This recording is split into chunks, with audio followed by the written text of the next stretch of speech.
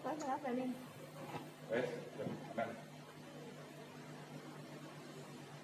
Kurang apa ya ini? Udah, narasumbernya udah datang belum? Kayaknya tadi sih belum, Pak lihat. Siapa narasumbernya? Aku kok lupa. Berdasarkan info kemarin itu namanya Pak Tejo. Hah? Tejo? Iya, Pak Tejo. Sek. Tejo sopo? Mesti gak tahu malah briefing ini loh Malian. Iya, bilangnya kemarin infonya narasumber Tejo sopo? Tejo orang gila itu, gangguan jiwa. Aduh, makanya kalau ada briefing ikut, biar nggak blank. Ya maaf, infonya kemarin bilangnya Pak Tejo. Aduh, Tejo siapa lagi? Sudah masuk ini. Iya. Selamat pagi Mas Firman dan Tina. Ini loh, narasumber kita itu bukan Pak Tejo, Pak Aris. Kalau ini saya ya tanya. Pak Aris ini.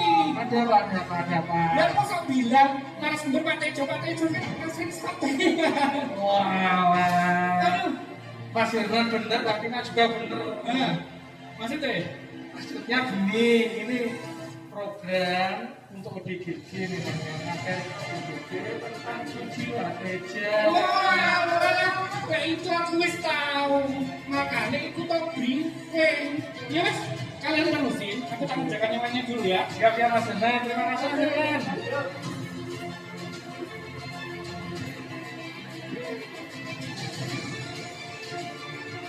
Apa kabar Pak Aris? Alhamdulillah baik Mbak Tina, sehat. Gimana Mbak Tina? Alhamdulillah saya juga sehat. Dan Amin. sebelum masuk ke acara, kita buka dulu acara siang hari ini ya Pak. Oh, siap.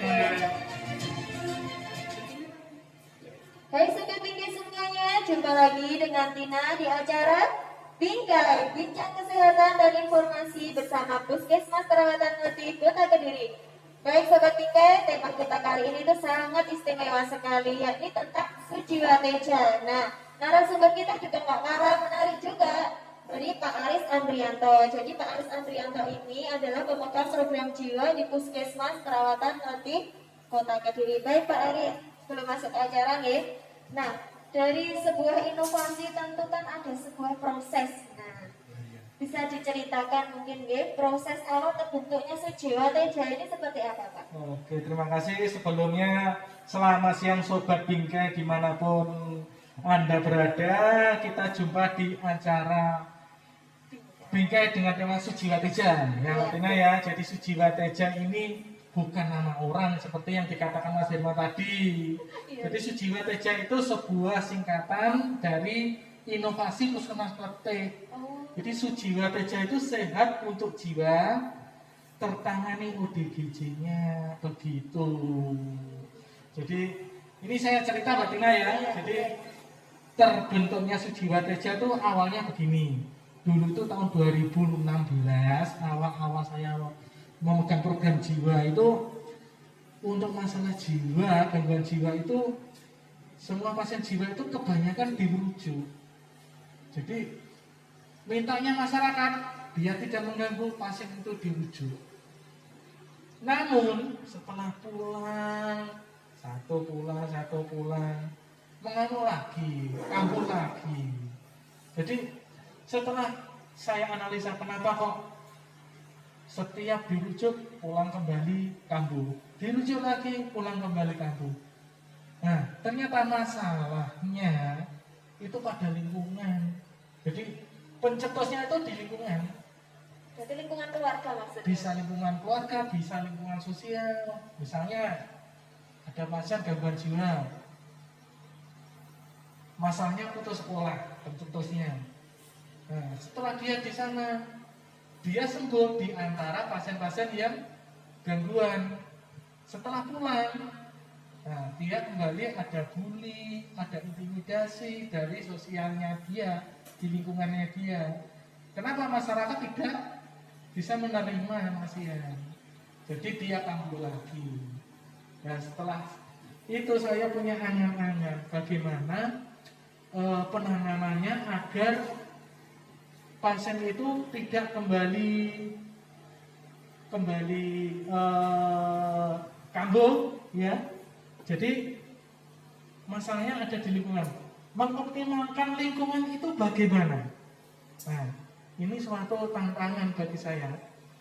Jadi awalnya saya membuat dulu inovasi itu kalau KDS, kelompok dukungan sebaya. Jadi kelompok dukungan sebaya itu ODGJ yang ada itu saya kumpulkan, saya beri kegiatan. Nah itu sebetulnya alhamdulillah ada peningkatan, cuma kurang mendapat dukungan dari lintas sektor. Nah akhirnya saya berusaha bagaimana mengoptimalkan lintas sektor ini. Soalnya apa?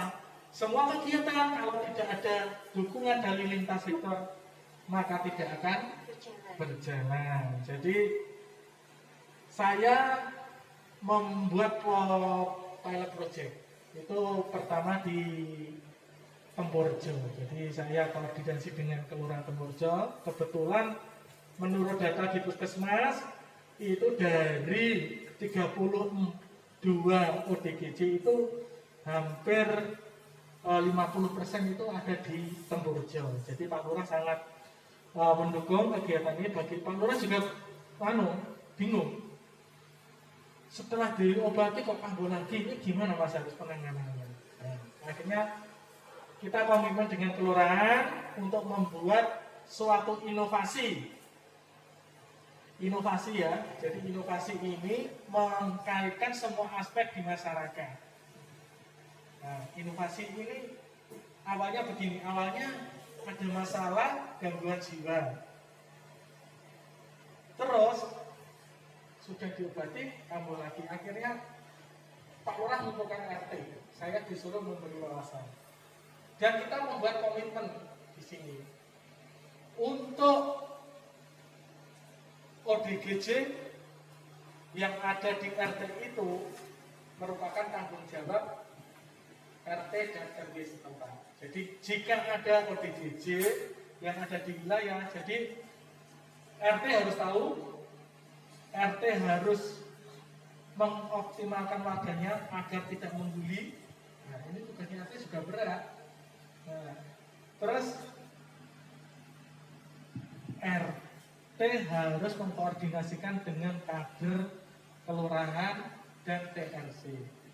Nah, jadi peran kita agak tergantung Mbak Tina. Nah, selama ini kan semua masalah gangguan jiwa dilempar ke kesehatan. Jadi setiap ada orang gangguan jiwa yang kambuh itu, wah itu tugasnya kesehatan, itu tugasnya kesehatan. Sekarang dengan komitmen ini kita agak terbantu.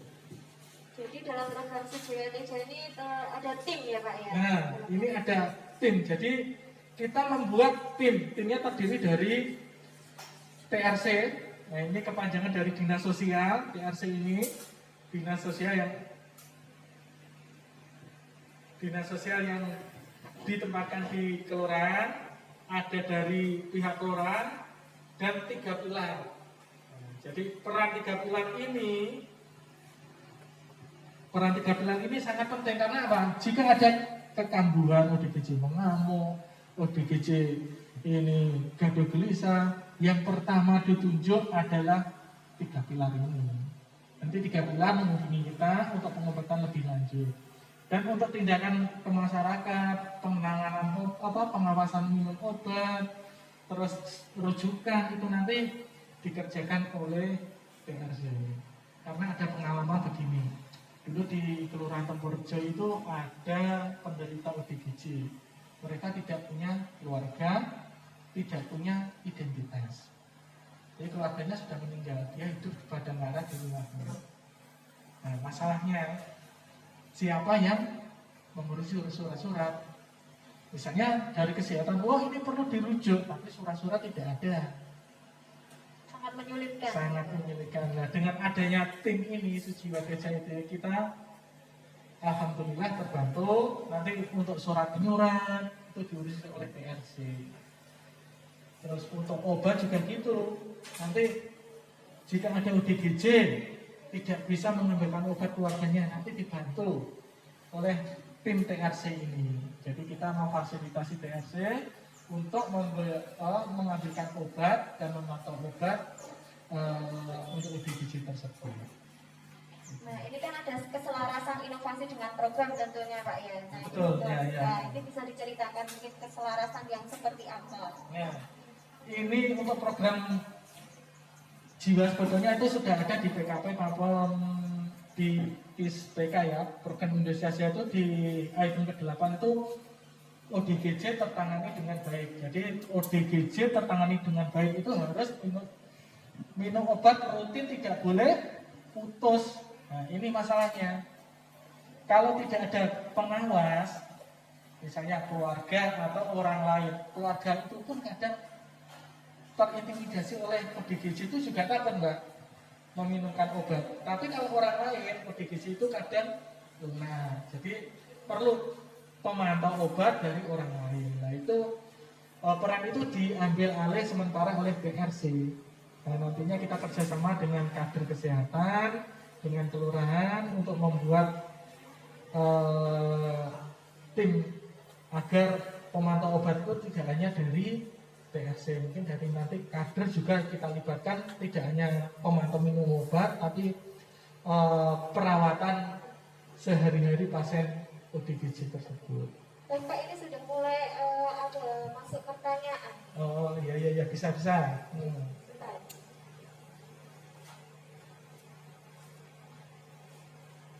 Nah ini ada yang masuk dari Anta Aswanda. Nah ini bagaimana penanganan jika ada ODGJ yang mengamuk? Dari siapa tadi Pak? Anta Aswanda. Atas Wanda, bagaimana penanganan ODGJ yang mengamuk? Begini, untuk pasien ODGJ itu tidak sama dengan pasien-pasien biasa ya. Jadi pasien ODGJ itu mengamuk supaya ada sebabnya. Walaupun sudah kadang orang mengeluh itu orang gila mesti ngamuk. Tidak, sebetulnya pasti ada sebabnya. Jadi ada faktor tertentu. Jika ada ODGJ yang mengamuk, saran saya pertama jangan menjadi pahlawan. Oh saya tangkap aja. Jangan ya. Jadi pertama yang harus dilakukan apa? Pertama harus lapor pihak keamanan. Nah, di sini pihak keamanan kalau di desa itu ada Babin Kamtipmas dan Babinsa. Jadi bisa lapor Babin Kamtipmas maupun Babinsa setempat. Karena apa? Untuk pengamanan beliau-beliau itu lebih cakap lah daripada terlatih, lebih berkompeten daripada teman-teman yang di wilayah ya. Jadi setelah lapor Babin Kamtipmas atau Babinsa, tolong pertama amankan diri dulu. Jadi jangan mendekat dulu, amankan diri. Kemudian amankan lingkungan, jauhkan dari barang-barang berbahaya. Terus baru silahkan kalau ada Pak Babinsa, Babin Kamtipmas datang, silahkan membantu mendekat. Sebetulnya ada teknik untuk cara melumpuhkan ODGJ. Jadi harus ada 4 orang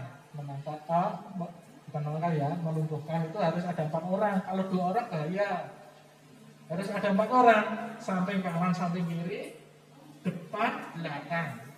Jadi yang depan itu nanti untuk mengalihkan perhatian, mengajak ngobrol sama leadernya. Jadi pemimpinnya tuh yang depan. Jadi kanan, kiri, belakang itu sudah siap. Hitungan ada di yang depan. Hitungan 1, 2, 3 serentak kita angkat. Jadi kalau 1 orang jangan berani-berani berbahaya ya Pak ya. Dan untuk jika sudah dilumpuhkan, pesan saya jangan diikat erat. Jadi diikat itu dengan kain atau barang-barang yang lunak. Kayak tali gitu nggak boleh ya? Nah, kebanyakan kan ditali, dirantai itu ya. Nah, ODGJ itu bukan orang yang bodoh seperti TV-TV. Kalau ODGJ itu kelihatan bodoh, dia itu cerdas, cuma dia tidak bisa mengoptimalkan ekspresinya. Jadi tidak bisa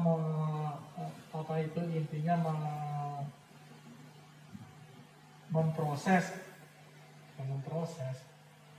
intinya mengoptimalkan. Jadi dia tidak bisa mengendalikan emosinya. Jadi hati-hati.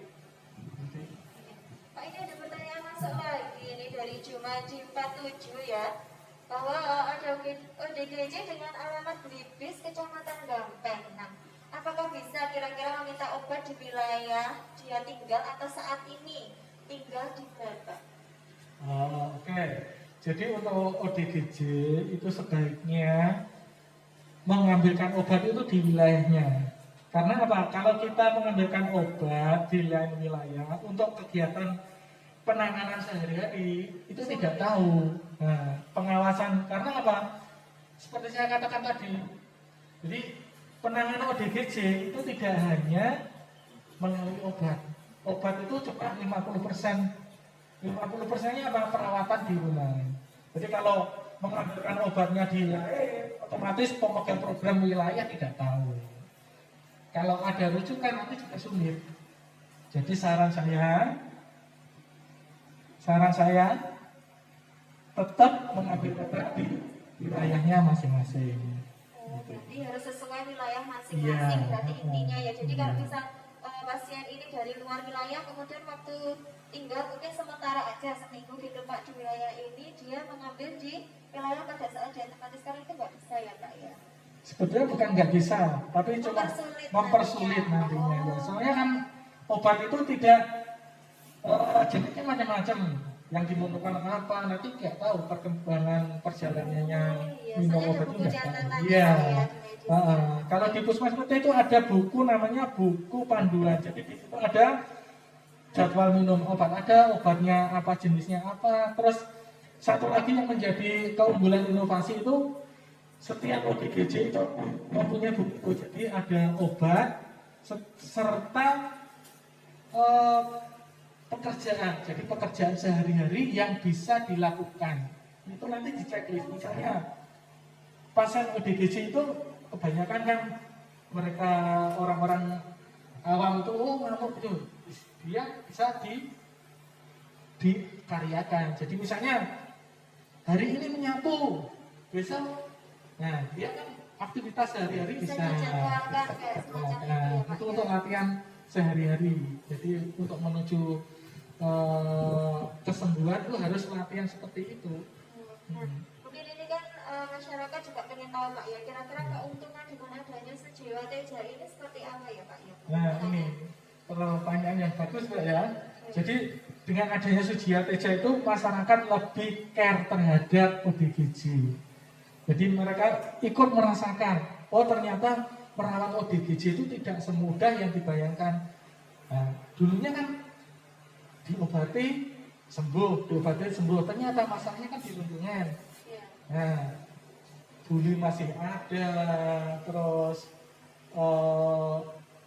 intimidasi masih ada. Jadi keuntungannya yang jelas pertama yaitu mengurangi isolasi sosial. Maksudnya seperti apa Pak isolasi sosial? Nah, kebanyakan ODGJ itu kalau gangguan dia tidak ada ya, yang tidak boleh keluar sama keluarganya, ataupun tidak mau keluar karena dia malu. Nah, karena ada bully tadi. Jadi untuk mengurangi isolasi sosial tadi, nah, mudah dengan adanya Sujiwa Teja itu, soalnya apa, masyarakat sudah bisa menerima. Yang kedua, meningkatkan dukungan sosial itu tadi. Nah, dengan proses kesembuhan. jadi dengan adanya dukungan dari lintas sektor, otomatis masyarakat juga bisa menerima ODGJ tersebut. Yang ketiga ini paling rawan, ini mengurangi stigma. Soalnya stigma itu di masyarakat kalau ODGJ, waduh, berat ya. Apalagi keluarga dengan penderita ODGJ di stigma seperti itu, kita bisa bayangkan beratnya apa. Apalagi keluarganya ya Pak. Iya, keluarganya itu juga berat. Yang keempat, mengurangi sumber intimidasi dari lingkungan. Jadi kebanyakan kan yaitu dialog, itu dari lingkungan. Kemudian yang kedua, membantu berbagi pengalaman. Nah, seperti yang saya katakan tadi, kita membentuk KDS, kelompok dukungan sebaya. Di situ ada kegiatan-kegiatan yang kita kumpulkan biar ODGJ itu bisa menyampaikan aspirasinya. Oh, saya itu dulunya begini. Dia bisa cerita.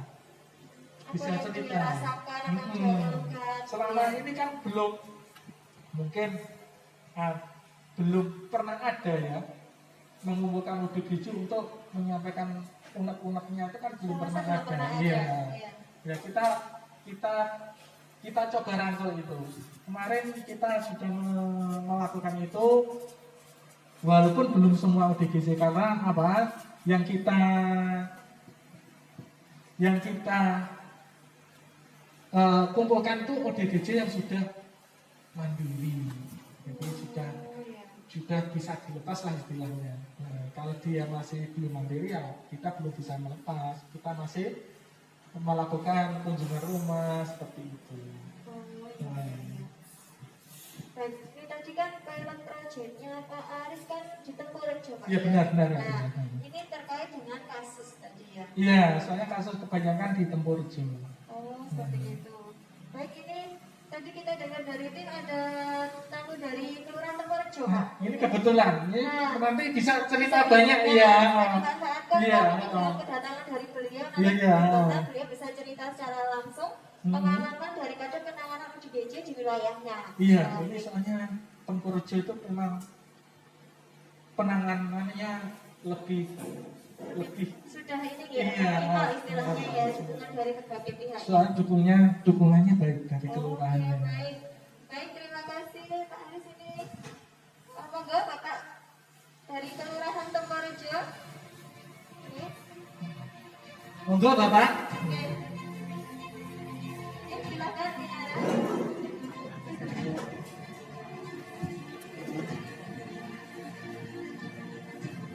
Apa kabar Bapak? Alhamdulillah baik. Alhamdulillah sehat ya Pak. Baik, ini kalau boleh tahu dengan Bapak siapa? Bisa diperkenalkan dulu. Nama saya Saifuddin, jabatan kasih kesal praktik di Kelurahan Tempurjo. Oh, gitu. Baik Bapak, ini tadi kan kita membahas tentang program Sejiwa Teja, di mana ini adalah terkait dengan penanganan kasus ODGJ di wilayah Puskesmas Perawatan Latina. Ini tadi pilot project daripada Pak Aris Andrianto kan kebetulan di Kelurahan Tempurjo, di mana untuk penanganan ODGJ sendiri di Kelurahan Tempurjo itu sudah optimal, bagus ya Pak Aris ya. Nah, Kalau dikatakan optimal belum, cuma sudah ada peningkatan. Iya. tadi ya karena itu. Nah, mungkin bisa diceritakan Bapak proses penanganan ODGJ di Kelurahan Tempurjo seperti apa hingga bisa mencapai itu tadi yang lebih Ya, baik. terima kasih.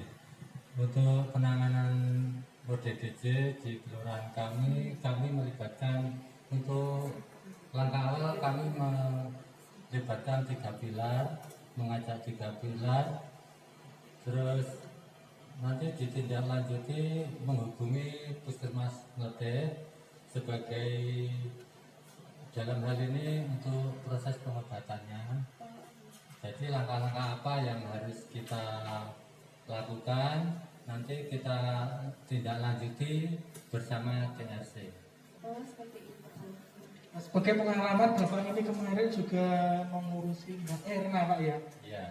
Sampai rujuk sana, rujuk sini. Sampai saat ini Iya, sampai saat jalan, ini pun masih jalan jalan. 1 bulan sekali. Alhamdulillah Mbak Erna itu dulunya agak parah Pak ya. Iya. Agak parah, dia Ya, sempat nyanyi emosi, di jalan kata-kata motor juga. sampai membakar sepeda motornya suaminya. Sampai seperti Iya, alhamdulillah setelah mendapat penanganan ini hampir 1 bulan Pak ya.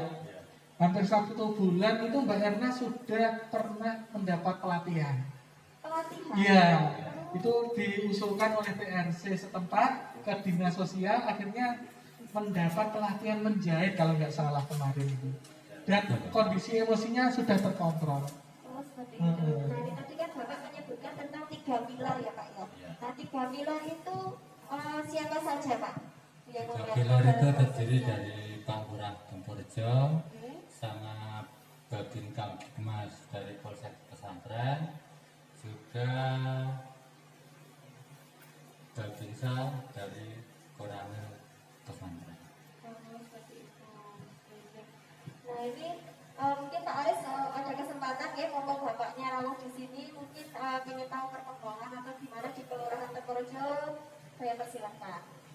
Nah, kalau saya perkembangan selalu beliaunya melapor pada saya baik lewat Pak Lurah atau beliaunya sendiri. Cuma ada PR yang mungkin belum terlaksana sampai sekarang karena ada proses pandemi, Mbak Tina. Dulu kita sempat mau mendirikan posyandu jiwa di Kelurahan Tempurrejo. Belum kesampaian. Nah, itu waktu itu Pak Lurah sudah kita tetapkan membuat posyandu sebagai sarana perkumpulan. Jadi selama ini kan belum punya tempat mereka. Jadi mereka masih bertingkat misal kelompok itu ke rumah siapa, tapi belum punya tempat wadah tertentu yang bisa menampung mereka. Nah, mudah-mudahan dengan adanya posyandu jiwa nanti mereka bisa mendapat tempat dan mendapat tempat di masyarakat. Oh, ini ODGJ ternyata tidak seperti yang dibayangkan masyarakat. Mereka bisa aktualisasi diri, bisa bekerja, bisa berkarya. Jadi bukan seperti yang dibayangkan masyarakat, ODGJ itu identik dengan bodoh, merepotkan, itu mudah-mudahan dengan adanya posyandu image atau persepsi-persepsi yang demikian bisa dirubah. Kira-kira setuju ya Pak ya, nanti kedepannya akan terbentuknya posyandu jiwa di Kelurahan Tempurrejo dulu ya Pak? Kelurahan Tempurrejo. Baik, sudah cukup Pak Aris. Ini bapaknya kan ada kerepotan juga. Oh iya, terima kasih untuk kedatangannya. Mudah-mudahan kita bisa koordinasi lagi, bisa kerjasama lebih baik lagi, Bapak ya. Terima kasih kami sampaikan Pak, semoga Kelurahan Tempurrejo ini bisa menjadi istilahnya pilot project, iya, bisa menginspirasi kelurahan-kelurahan lain. penanganan ODGJ. Baik, terima kasih Bapak atas kedatangannya. Sama-sama Bu, Pak Aris. Iya, matur nuwun Esok Bapak. pindah. Iya.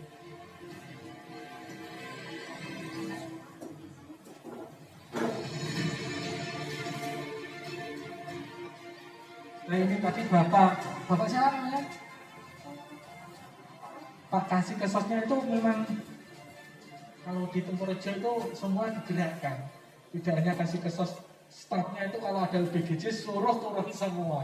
Oh, berarti benar-benar solid ya. Iya.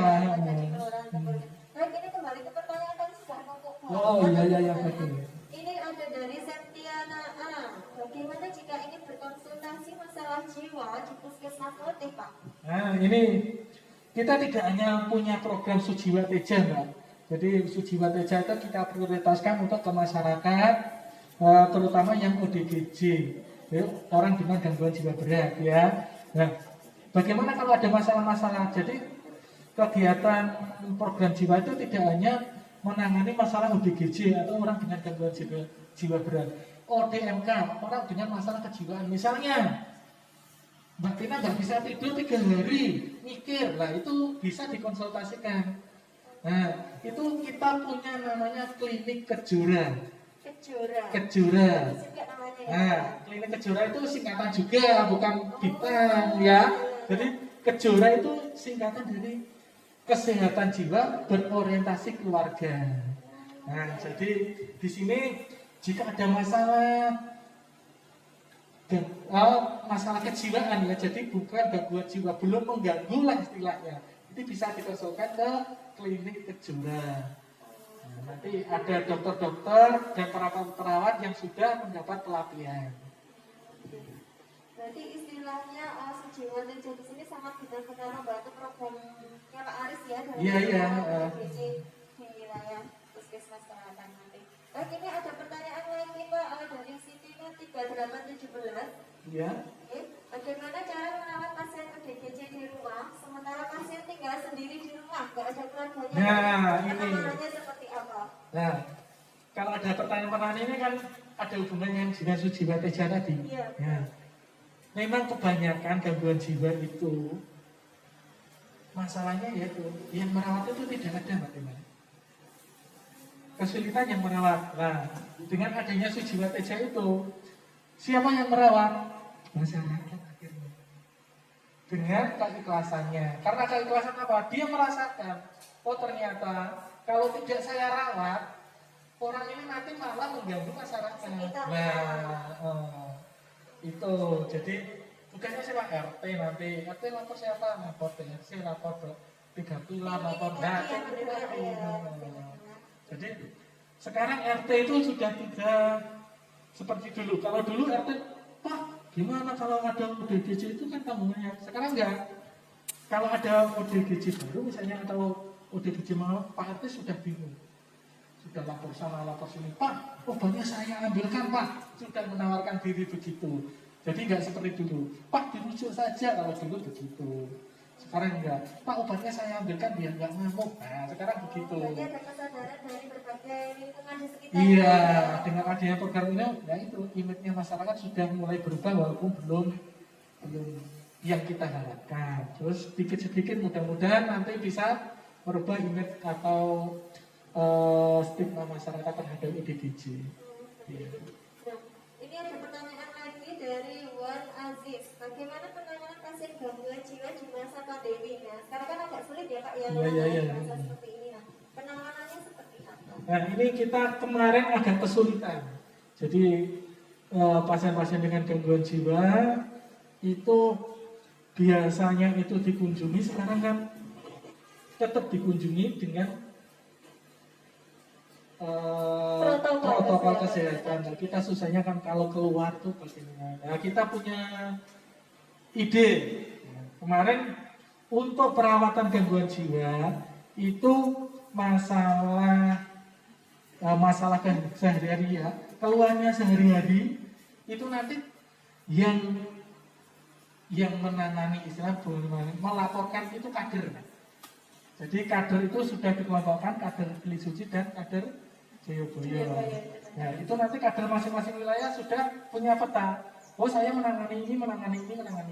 Terbagi sesuai wilayah. Iya. Ini nanti melaporkan.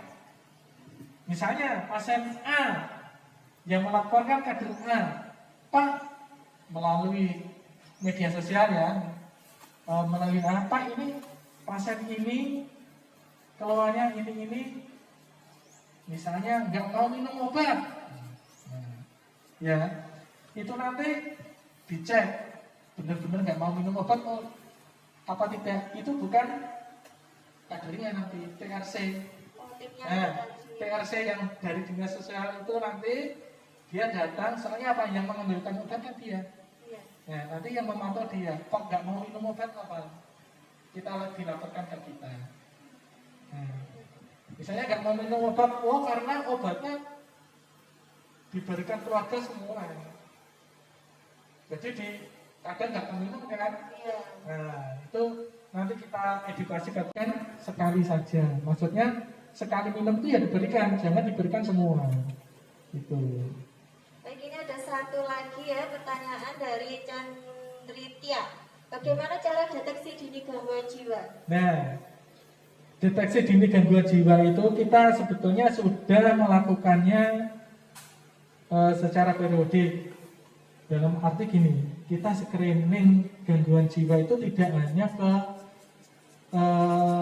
masyarakat yang dengan gangguan jiwa saja, tapi kita screening ke posyandu lansia, terus ke pasien-pasien yang datang dengan masalah ODMK, dan masyarakat juga bisa men-screening diri sendiri sebetulnya. Caranya seperti apa? Caranya itu namanya ada SRQ 29.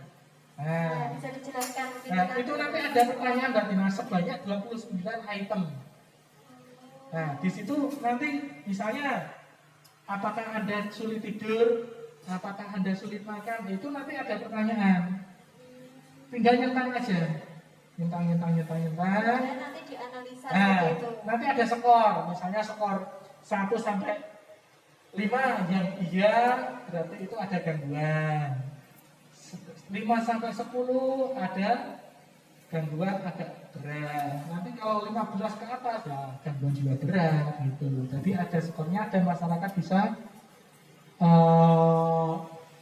men-screening diri sendiri. Mungkin di acara lain atau kegiatan lain bisa saya share untuk SRIG-nya.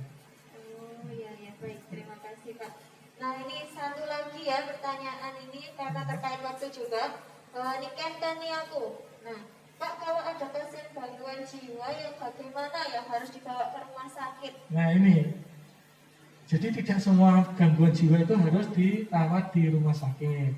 Nah, sekarang orientasinya sudah berubah. Jadi perawatan itu tidak ke rumah sakit, tapi perawatan itu di rumah. Jadi di lingkungan. Jadi yang bermasalah lingkungan. Soalnya apa masalah ada berdasarkan di lingkungan. Jadi dan tidak semua dirawat di rumah juga.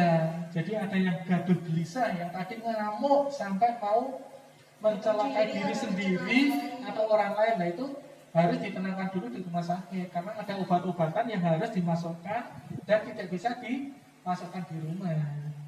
Nah, jadi yang gaduh gelisah atau mencelakai diri sendiri atau orang lain. Nah, kenapa kalau mencelakai diri sendiri harus dirawat juga? Kalau mencelakai diri sendiri juga bahaya. Itu kan risiko bunuh diri juga. Iya, betul. Pak, ini terkait dengan waktu juga yang semakin mepet, ini bisa disampaikan mungkin statementnya, atau pesan untuk masyarakat seperti apa penanganan ODGJ yang baik di masyarakat. Terima kasih. Untuk saat ini kami belum bisa berbuat banyak, kami masih bisa berbuat sedikit. Namun dengan sedikit ini semoga bisa memberi banyak arti, banyak semangat, banyak inovasi, dan bisa memberikan harapan terutama bagi penderita ODGJ dan keluarganya. Pesan saya, pertama, jadikan mereka teman. Dukung mereka untuk sembuh dan segera konsultasi jika ada masalah. Itu pesan dari saya. Semoga tidak ada lagi ODGJ yang baru jika kita mentaati pesan-pesan tersebut.